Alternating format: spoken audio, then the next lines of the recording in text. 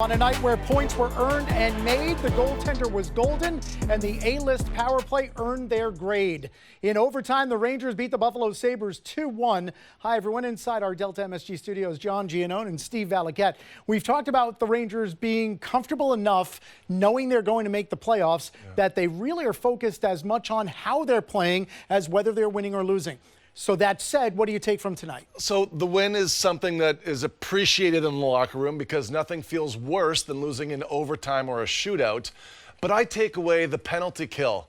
You know, you've got 6 minutes left in the third period. You need a big kill.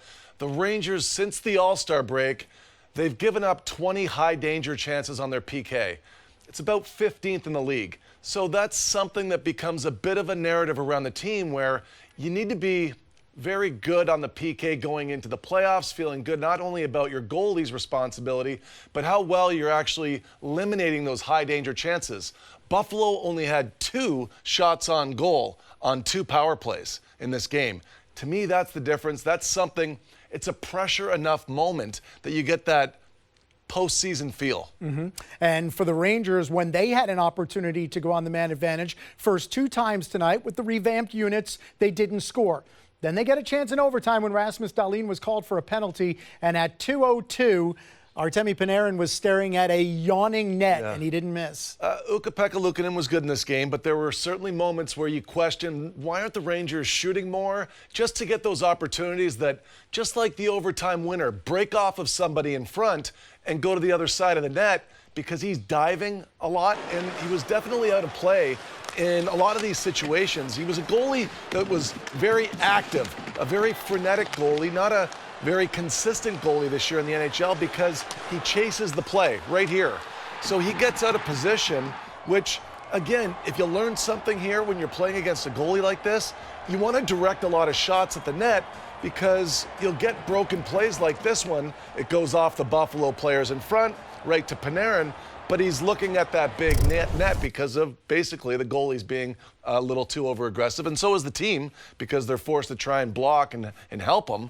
But no, the Rangers benefit from that, and give them some credit too in overtime. They forced a call. They could have had a couple of earlier calls the referees missed. They were playing well enough and possessed the puck. They owned the overtime. Good for them to pull it out. Owned it so much that they never gave up the puck. Igor Shesterkin never saw a shot in overtime, and the Rangers were able to catch in there. Panarin with his 20th goal, now 20 or more in 7 of his 8 NHL seasons. The other Ranger goal on the night came in the second period when they were down 1-0, and that came courtesy of the kid who grew up in Buffalo until the age of 14, Patrick Kane, who scored his first Ranger goal in Thursday's game and scores his second one tonight. Let's go inside the film room, sponsored by CDW and HP, and find out how it happened. Yeah, this seemed like a lock if you're a betting man because Patrick Kane scoring in his last game on Thursday against Montreal and then going home to Buffalo. He starts with the puck right here and he makes a decision. I'm going to leave it off to Trouba and then I'm going to route myself up to the neutral zone and get some speed, and he's hoping right now that Miller gives it to him in stride. And here's what's interesting to me. He's a lefty shot playing the right side of the ice, so when he receives the puck, he can always advance to the net with speed on his backhand. And the play that he makes across the ice, it's an attempted pass to Miller. It goes off the skate of Owen Power, and it ends up in the back of the net.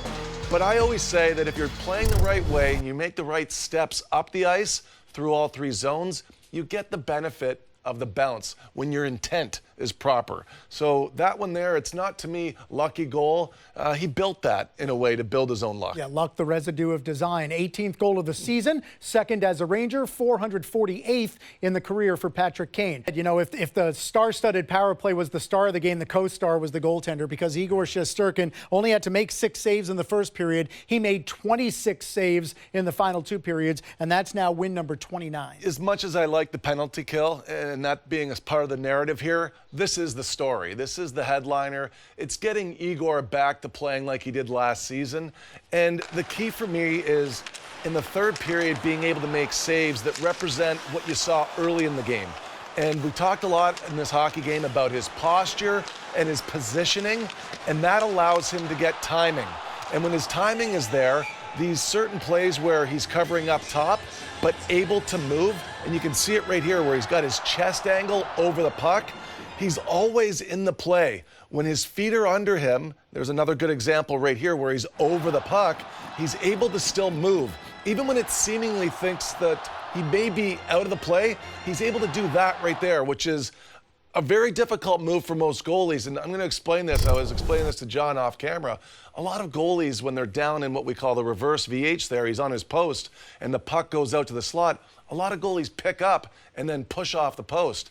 But he tracks his head out, and he's able to get that motion.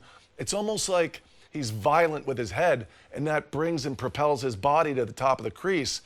That save, I saw it for the first time when the Rangers played in Nashville last year. It was one of my favorite saves of the season, but he was moving post to post, almost like he's on a hoverboard or a magic carpet, and he's got that look again. Yeah. When he looks that way, that's where I get excited about goaltending. I love that look. It just looks so silent and smooth and effortless. 32 saves for Shesterkin, the first time in 15 games that he has allowed fewer than 2 goals in a game.